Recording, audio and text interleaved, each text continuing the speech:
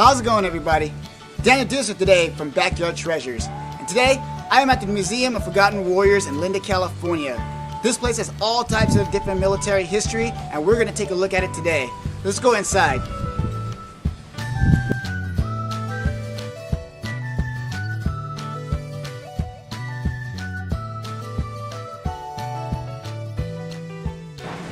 Thank you for tuning in, everybody. Once again, Daniel from Backyard Treasures, here with Roberta Spears. Spear. Yes, Spear. Okay. Yeah, unless there's more than one of us. Okay, how are you doing today, ma'am? I'm good, thank you. That's good, that's good. So, we are here at your museum. How long have you been operating this museum? We opened the first building in 1983. And it just grew building by building as people continued to bring things. My husband always had an interest in military history and loved to collect and hear people's stories. When he was a child, about 10 years old, in the place that he lived, he had an opportunity to meet some of the flying tigers from World War II, and that really inspired him. And he just always enjoyed military history, so he just began collecting things. There's some photos over there that you can take a look at that are him as a child. And basically, all this stuff was in our, well, not all this stuff, but too much stuff was in our house. So our garage became the first building, and then morphed into this over 30 years. So we've been doing it for 30 years, and Dan passed away this year, 2018, and now I'm in charge of it, which is difficult for me because I don't have the knowledge that Dan had. He knew everything in here. He knew everyone's stories. If you ask him where something was that your uncle brought in 2 years ago, he could go right to it and show you. I can't do that. I just don't know. But the veterans that are around here that help me, we do our best to show people what they want to see and answer questions.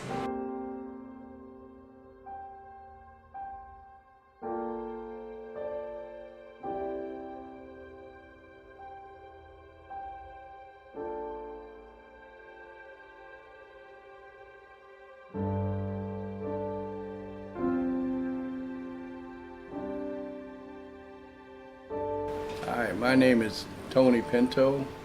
I'm a docent here at the Museum of Forgotten Warriors. I'm a Vietnam veteran. I was in Vietnam for 2 years. I was with the 1st Cav Division, 8th Engineer Battalion. I was in demolitions, explosives. Out here, I'm a docent. I've been out here for 33 years when it first started, and I helped build the place. But now I'm a docent and I give tour guides in the building here. We get all kinds of people in here. They cannot believe this place, the stuff that's in here. They walk in here and their jaw drops.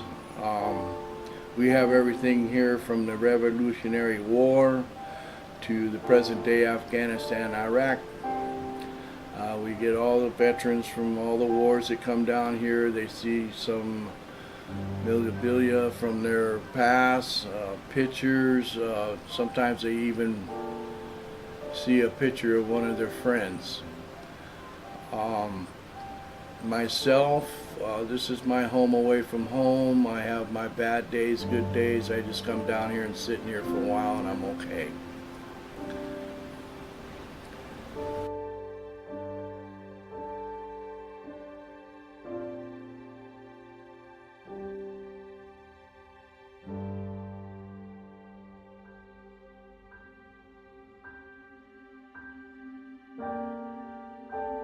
Good morning, my name's Sergeant Gould. I'm a local Marine Corps recruiter for the Chico, Yuba City area. So my role as a recruiter, I just want to help people out. I want to make sure that people are given the same opportunities that I've been given in life, to succeed. Growing up poor, I didn't really have much opportunity, but the Marine Corps has, created that for me.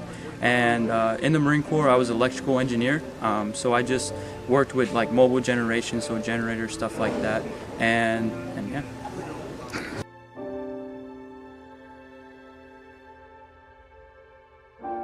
This is the third room that was built.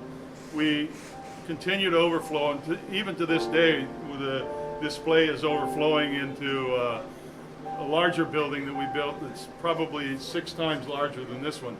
But this is again, Vietnam era. This goes back to we have Civil War memorabilia in here, Korean War, Second World War, some of the Desert Storm, some of the material from current wars. My name is Don Schrader. I've been out here for about 20 years helping Dan. When Dan got sick, he asked me if I would look after the museum, and I agreed to do it.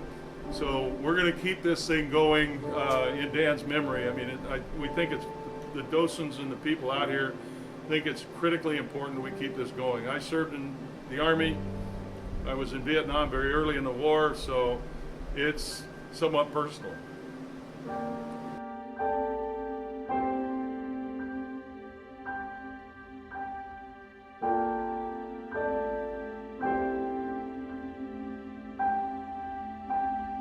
So that's what Dan always said, that this museum is not about war, it's about people. And it's about people's stories. And he felt that everyone had a story to tell, and someone needed to preserve it so it could be heard. So that is the essence of this museum, is telling people's stories. And that no one was more important than someone else. Everyone who served had a story. So that's the basic premise of why we are here. So the foundation. The foundation, yeah, of why we're here. And I feel like my job in this circumstance now is to be a good steward of everyone that's here so we can continue this for the next 30 years in whatever form that becomes. And I don't know. So in essence, that's what we're about. It's great. I know I've heard a lot of stories about this place. It wasn't until recently I was finally able to come out here. Like I mentioned, my boss over at Toyota, he's always talked about this place and talked about the great things. And I believe you guys donate a few of the vehicles, He uses right? some of the vehicles on Memorial Day, and we've been doing that for several years. And they do it as a fundraiser for the museum, which is very nice. And I appreciate Steve very much.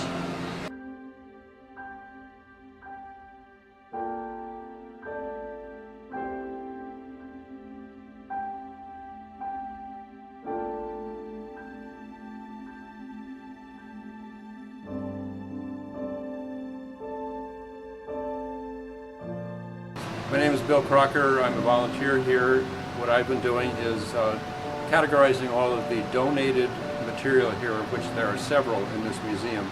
One by one, we're going through all of the cases, taking photographs, and then documenting who donated them, what they are, and putting them into a computer. That's what I'm doing at this point.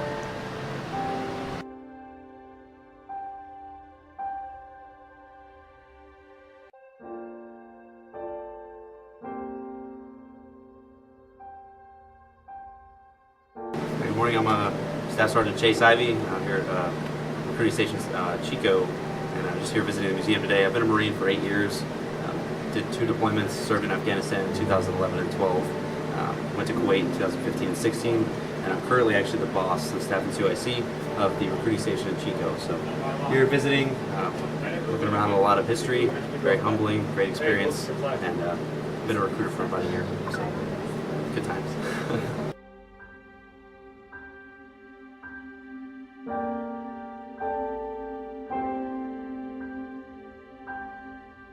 For those who don't even know, this place is massive. How many buildings do you have now? Basically 2, but the first one they're all attached together. They're separate areas, but it's always been a little strange to tell people you have a museum at your house. They're like, yeah, sure, but you have a few cases in your garage or something. It's like, you have no idea. I have tanks and helicopters in my yard, and you really can't, even going online to our website, unless you come and look at it, you really have no idea. And it would take you multiple trips of days. You could stand in front of one case for an hour and read all the labels and everything that's in them, and you'd still have to come back multiple times. I mean, I live with it, and when I'm moving around in here, I think, oh, well, I've never seen that before. So it depends. I know a lot of people say, oh, we never knew you were out there. Well, I have a lady coming Monday from Australia. If you have an interest in military history, you'll be looking for places like this, and you find them. I'm not interested in quilts, so there might be an awesome quilt museum somewhere, but I wouldn't go looking for it. So, you know, people find us who are interested in military history from all over the world, literally. And Dan corresponded with people all over the world. So, local people that don't know about it, well, that's their bad. The information is out there if somebody went looking for it. And we've been right off North Beale Road, always, the main gate of the base, which hopefully will be opened again. And a lot of people say, oh, I saw that sign, but I never came down the road. Well, why? You know, so we're here. People come looking. Yeah, it's definitely an amazing place. When I was here last week, I've always been like a spiritual person. You can feel that energy, you know, from like those soldiers, you know, that served and everything. Like, and it's just great. Like when I was talking to other vets, and you just feel their story, you know. Did you spend any time by the dog tags? Dog tags? I Right see up there. them. My husband got the idea to build that, and some of the airmen from Beale Air Force Base helped with the construction of it. There's a dog tag there for everyone killed in Iraq and Afghanistan. And they're not gender name specific, they're just blank dog tags, they just represent. But when the wind blows, it's like a wind chime. And when the sun passes over, there's reflections on the ground. And we say the spirits are talking. It's a very emotional, spiritual place. And even with all the things out here that represented death, it's not an uncomfortable place. A lot of times I'm out here super early in the morning or late at night doing something just in here by myself. And to me it's a very comforting place. It's not a place that you feel creepy, you know, at all. It's a special place.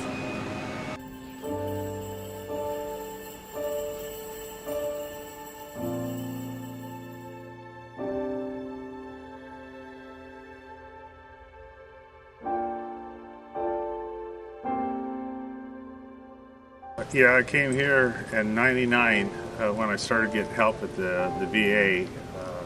I had to go to a group meeting, and one of the guys brought me out here to meet Dan. And when I got out here, instead of saying hi to me, he welcomed me home. And I didn't understand that because that was the first time that anybody welcomed me home from Vietnam. So he dedicated most of his whole life to veterans, and so I figured I'd help out by helping build stuff and add on, because I'm a general contractor, because I have the knowledge. So I've been doing here building things since '99. We finished the front building first, and then he got this the bigger building got donated, and Gary Cooper Construction did the concrete. Levi Rosser did the steel, and then I did the framing and electrical inside with a lot of help from other veterans. And then somebody donated the patio and built the sink area and the barbecue for people to come over to use it. And so it's just a wonderful place to come and look, and it's been a lot of help for veterans dealing with their issues. And you can't beat Dan Spears. He was just a wonderful guy, and I really miss him.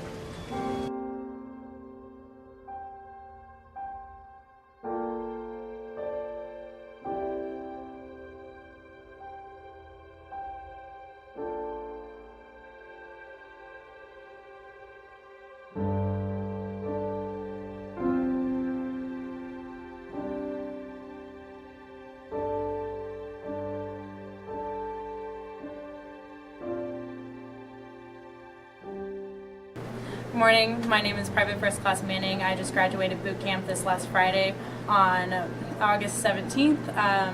So I'm currently visiting this museum with my old recruiting station, learning more about my history and what I have to look forward to and the honor and courage I have to uphold as a United States Marine.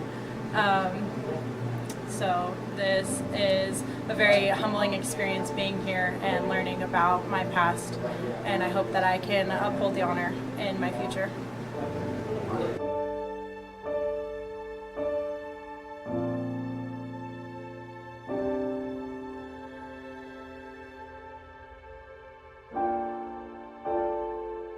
Yeah, I feel like a lot of these spirits, like soldiers, past, probably watching over you, thanking you for showing their story. I agree. Honoring them, Yes. even as they pass. Yes. And that's one thing about war, of course you have, those who pass, and the family members are the ones that miss them, but no one else really knows their story. Right. And there's always such a great thing behind it that you just don't hear unless you talk to that family. Right. You're giving that opportunity to allow multiple people, thousands of people, hear and feel their story. Right. And I think that's awesome. The initial building has a lot of Vietnam stuff in it, and my husband and I were a little young for Vietnam, but we had friends who were treated very poorly after Vietnam, and that really bothered Dan extremely. And when we first opened in 1983, they were still being treated badly, and this was, to my knowledge, one of the very first places that the Vietnam veterans were ever recognized and thanked for their service. And because of the way they were treated, a lot of them never talked about their service in Vietnam. That's also true of other wars. And one thing about this place, it's not uncommon to have someone come out here with their family, and then a day or two later we might get a phone call, and it might be a daughter, a wife, a son, say, I never heard my dad, my husband, my brother, whoever, tell that story before. Well, they see something in a case from where they served, or something that jogs a memory, and they'll tell a story that they've never talked about before, because they feel safe here. They feel comfortable. And these guys will tell you, they'll come out here and they give each other a hard time and tease and, joke and whatever, but they know that they're with people who understand what they've been through and appreciate it. So it is a very safe place for them to share their experiences that they might not have, ever talked about before. That's because they're with people that understand. Exactly. Exactly. And not everybody does. Sometimes even family doesn't. So, or they just don't want to put their family in that position for whatever reason. So it's important that they have a place that they feel is a safe place to talk about whatever they want to talk about. A good experience, a bad experience, doesn't matter. It's just their experience.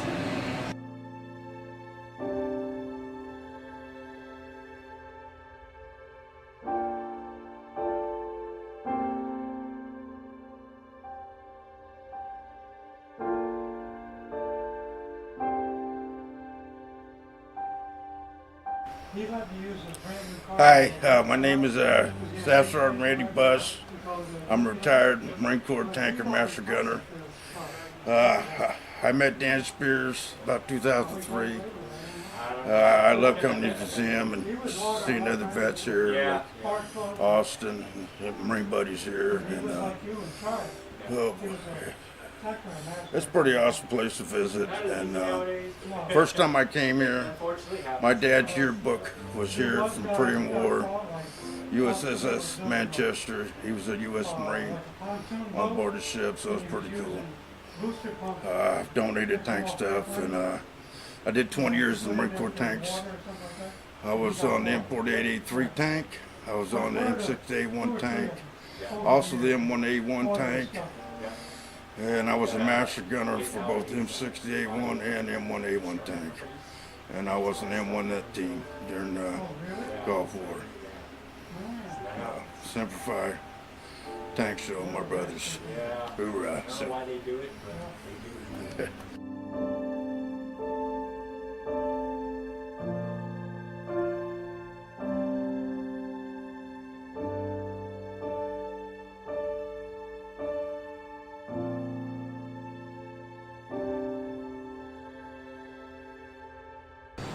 United States Navy, Ray Wade, served from 65 to 68, USS Kitty Hawk, all off the shore of Vietnam. But, we dropped a lot of bombs from our ship. Not a whole lot more to say about it. Rough times, but good times, and that's just part of the deal, I think.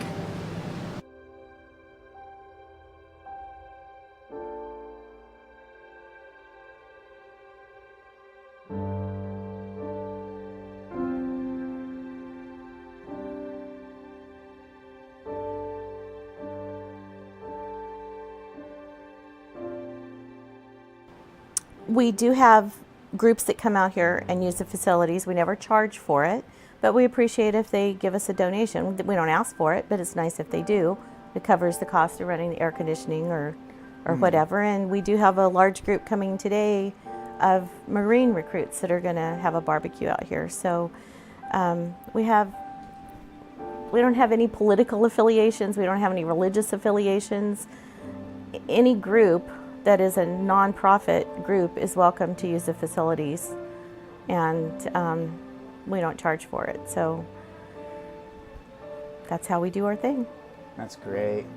Yeah, I know, like when I started my own business, it basically was mostly to help people out.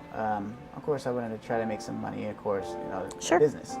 But I wanted to actually do charitable work as well, like fundraisers and whatnot and everything. And just like I said, like Steve always talked about this place like nonstop, especially during Memorial weekend. I'm one of the ones that actually takes the pictures and all that, like of all the vehicles, post them up and everything. So I wanted to donate my time to the museum, to try to help you guys get some publicity. Well, and thank all you. that and That's everything. nice. So I definitely am honored to be able to do this video for you. I think people who come out here, maybe they hear about it and they don't really know what to think, but once they come out here, they see we really do what we say we're going to do. And any money that anyone donates or time goes right back into what we do here. It's not wasted. There's no executive overhead, that's for sure. Right, Tony? Nobody's getting fancy lunches. Sometimes I make him a peanut butter sandwich. Hey, there's nothing wrong with PB&J, okay? No, there's nothing wrong with that. No, We always have water for everybody, so I guess that's a little bit of an overhead, but not too crazy. So that's.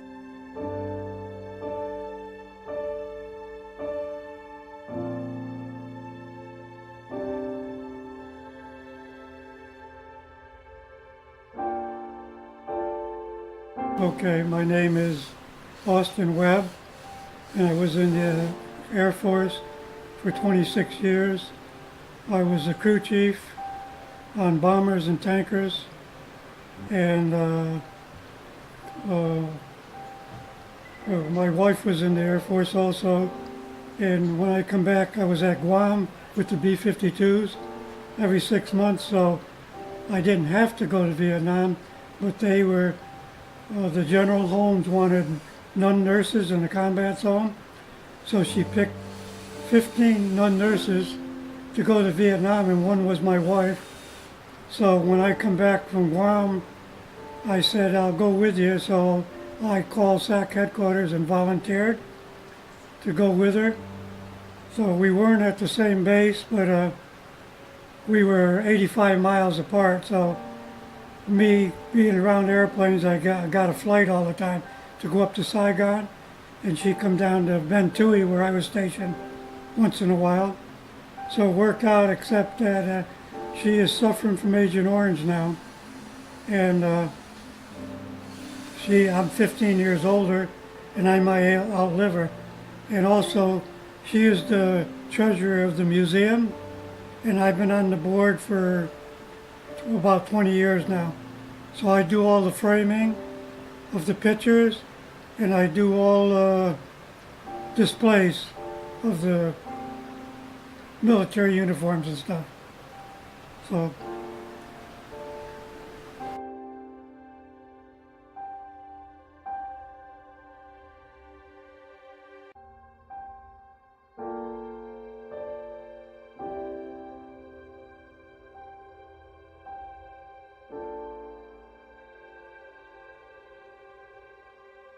So my name is Diamond Tao. I'm from Orville, California. It's about 30 minutes from Marysville and Chico.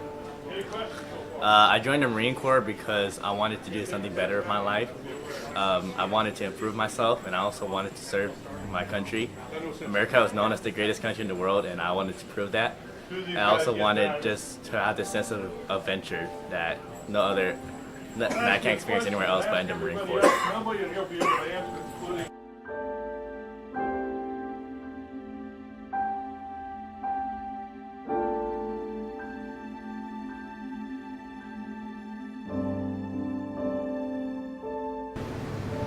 Hi, my name is Larry Houck. I was E5 when I was released from the Marine Corps. I spent 18 months in Vietnam, 4 years in the Marine Corps, and it was a different time back then than it is now. But everybody's got to do their thing for their country, otherwise we won't be a country, you know. And I was a jet mechanic and door gunner, and just did my time, and came back when 58,479 of our brothers and sisters never did. And been thankful for every day since then.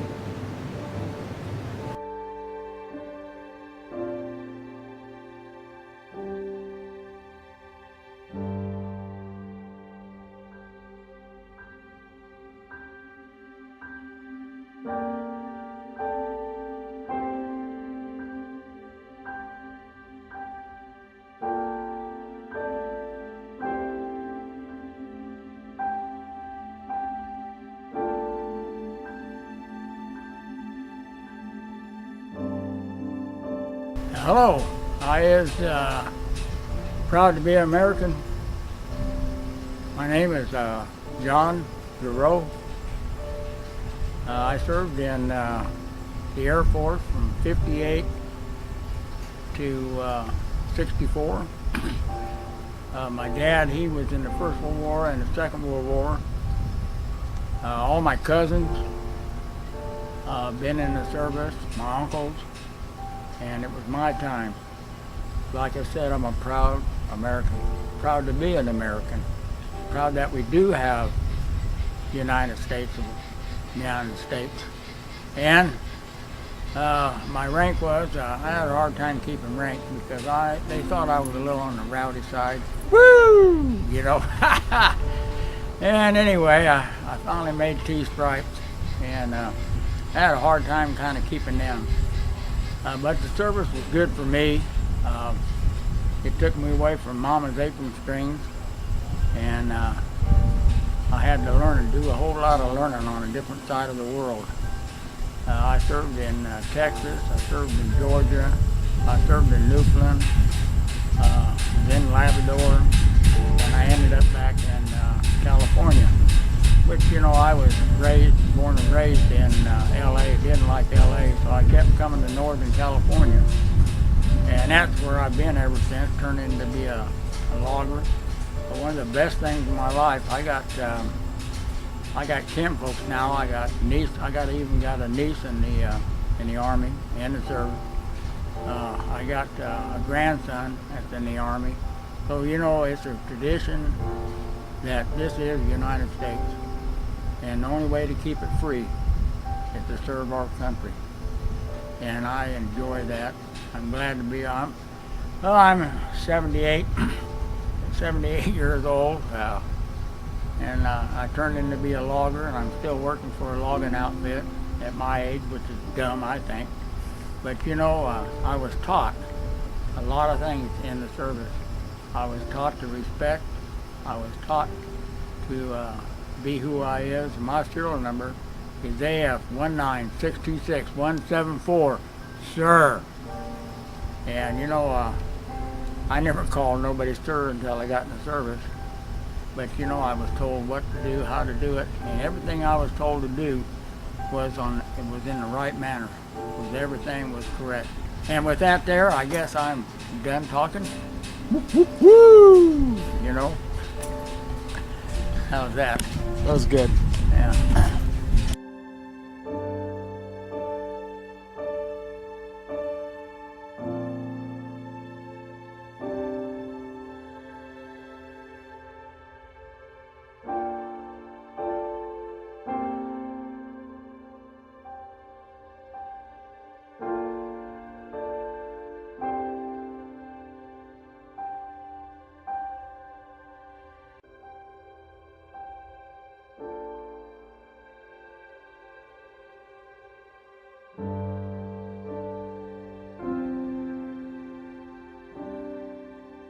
Definitely bless your heart. Thank you. This is an amazing experience here. Like I said, if anyone out there has not been here, you need to come check it out. And you'll be surprised, I promise. Very surprised. I have friends that haven't been here, and I know they are like, you know, whatever. Joni, I'm talking about you if you see this. Shout out. Shout out to Joni, she'll know. But thank you. You're welcome. I am definitely looking forward to getting some video footage. Okay. And you said you had a website? We do. It's museumoftheforgottenwarriors.org. And when people bring things in, we take pictures of them and like to recognize them and their family for donating. Any information about special events or anything that we have, we have a really great webmaster, and Harlan keeps things updated, you know, pretty regularly. And you can read our mission statement on there, board of directors, pretty much anything you want to know in detail is on there. But it's nothing like coming and seeing it. And you almost even have to smell it. I know that sounds a little weird, but like old things kind of have a musty smell. A certain smell to it. Yeah, and when you open up an old treasure chest or something like that. Yes, kind of like your grandma's attic.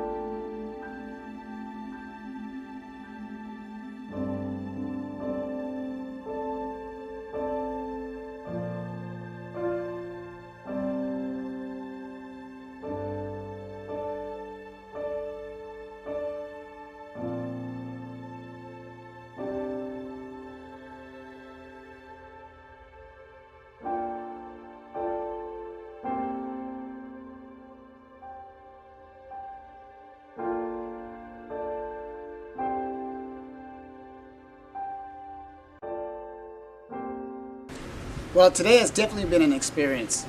This has been an honor to be able to shoot this video in honor of those who made the ultimate sacrifice. Thank you to all our vets. Thank you for all them who've fallen for our country. Once again, my name is Daniel from Backyard Treasures, and remember, the best things in life are found in our own backyard. God bless America, and have a nice day.